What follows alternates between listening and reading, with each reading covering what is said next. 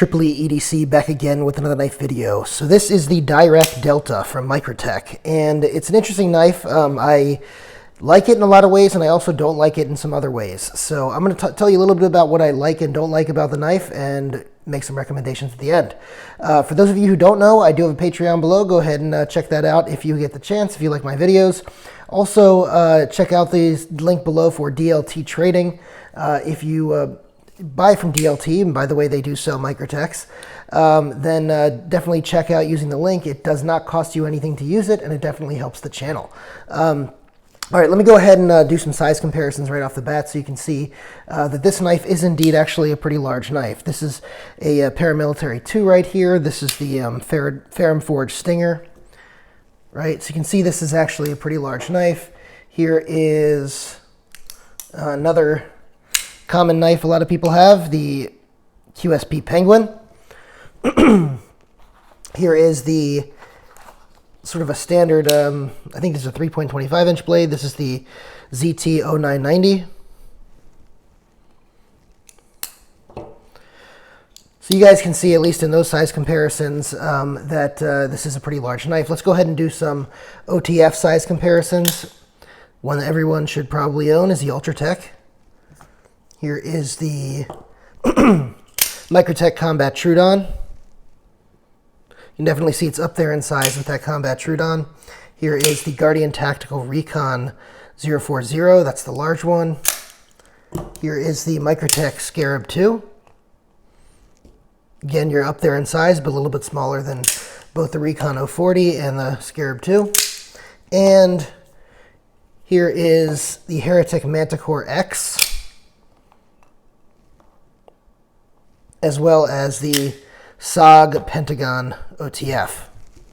So as you can see, the probably the closest approximation here is going to be these two knives. We'll talk more about this one and this one later in the video.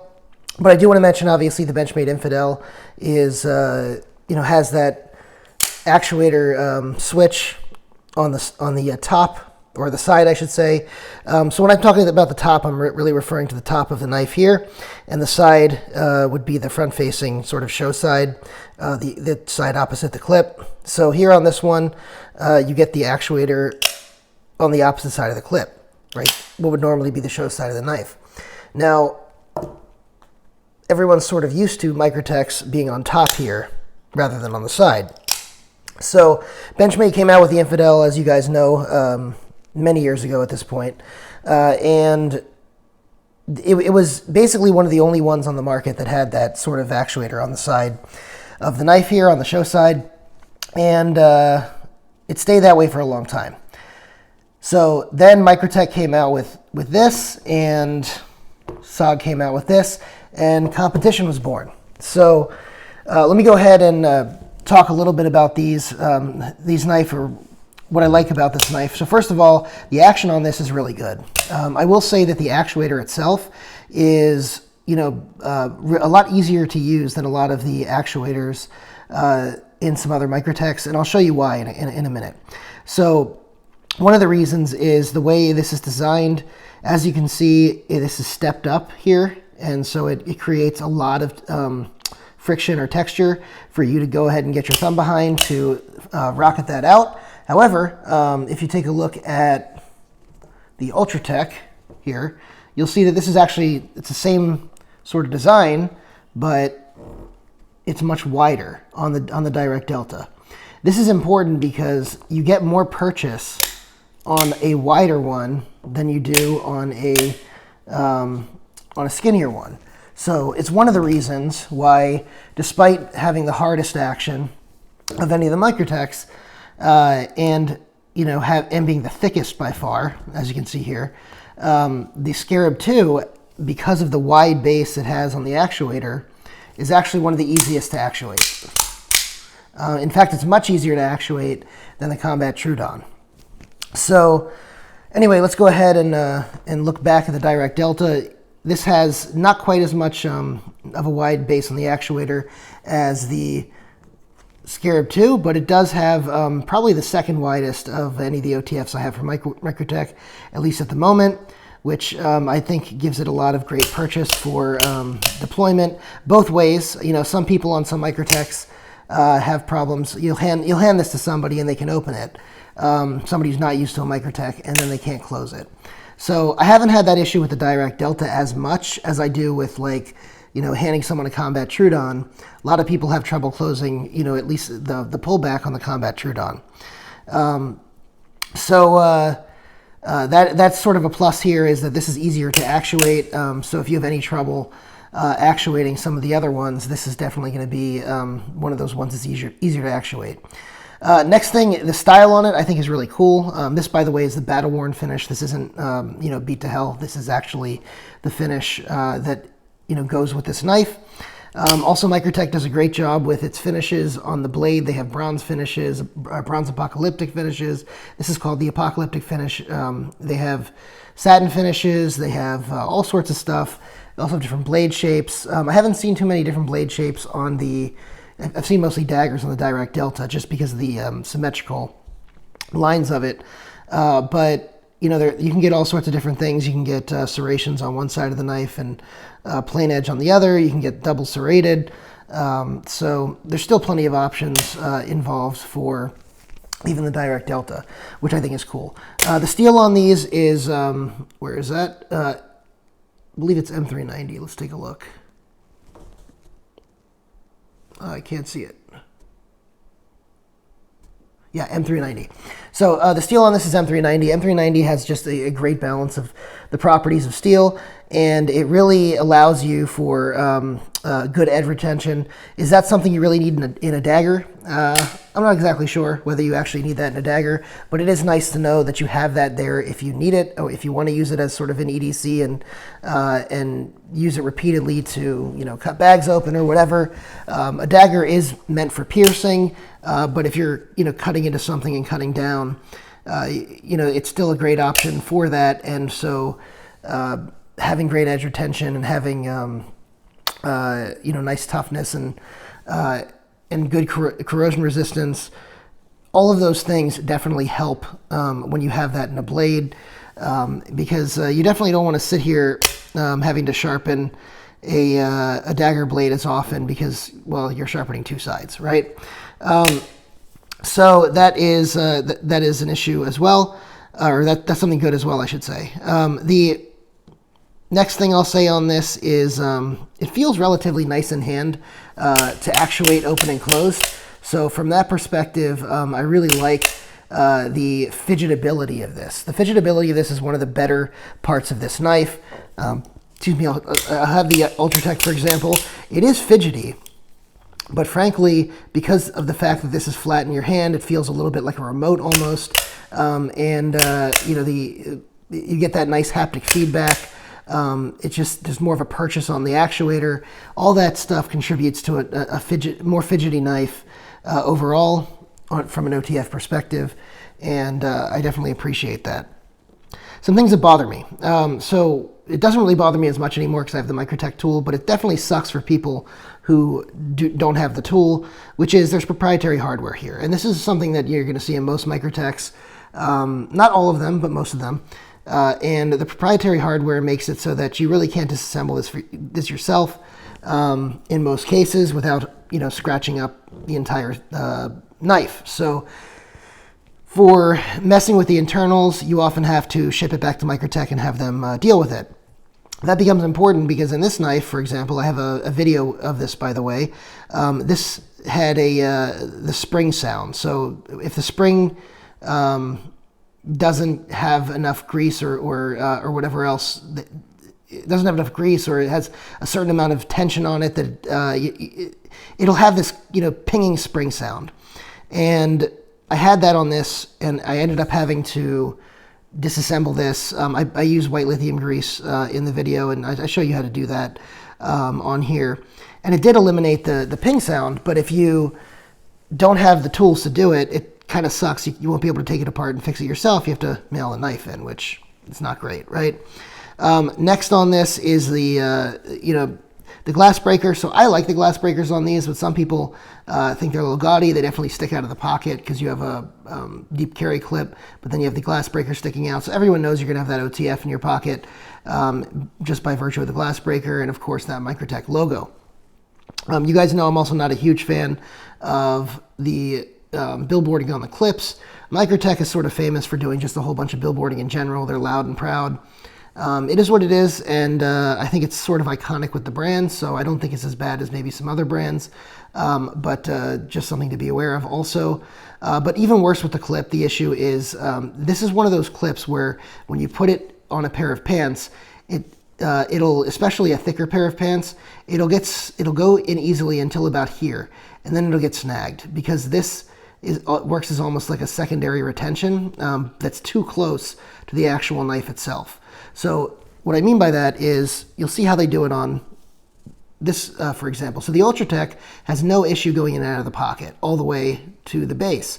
And that's because you see the gap in between the secondary retention and the primary retention, right? There's a big gap here. I know this is meant more to be for some of the springiness than actually to be secondary retention, but it does work on thicker pockets that way, okay? And this one is actually, I believe, meant to be more of a secondary retention, but it causes a problem. It gets up to about here, and it feels like the knife is fully, fully on your pants at that point, right? But really, it's a deep carry clip, and you've got to, sort of work past that and push it all the way down. The problem with that is when you go to reach in to the pocket and pull this out, you're actually, by pushing up in that direction and down in that direction on here, you're sort of trapping your pocket in this little gap from here to here. And it actually makes it difficult to pull out of the pocket, which I don't love, especially for, a knife that a lot of people feel like a dagger, especially an OTF dagger, is going to be a self-defense knife. Do I advocate you using them for self-defense knives? Look, I'm not a weapons expert. I'm not a knife fighting expert. That's not my forte. Go to another channel for that. But I would definitely think getting something out of a pocket, if you were going to have it with you in a pocket or on a chest rig or whatever, if you can't get it off of that, it's going to be a problem, right? So that is something that I think is kind of ugly on this knife. And here's my biggest gripe with this knife is actually not even the pocket clip, not even this other thing. My biggest gripe with this knife is the ergonomics in use. So the ergonomics in actuation is totally fine. Actually, I like the ergonomics in actuation. But the ergonomics in use I don't like, and I'm going to show you why. So when you look at, for example, the SOG, okay? So let me show you a couple things. We're going to deploy both knives, okay? When I want to use this knife, your pointer finger goes into this well right here, which is really intuitive. Your thumb sort of goes on here where there's a little bit of jimping up on here. And you're holding this knife like this. And number one, this acts as a little bit as a guard, which is good because this is daggers are meant for piercing. So it's good to have somewhat of a guard.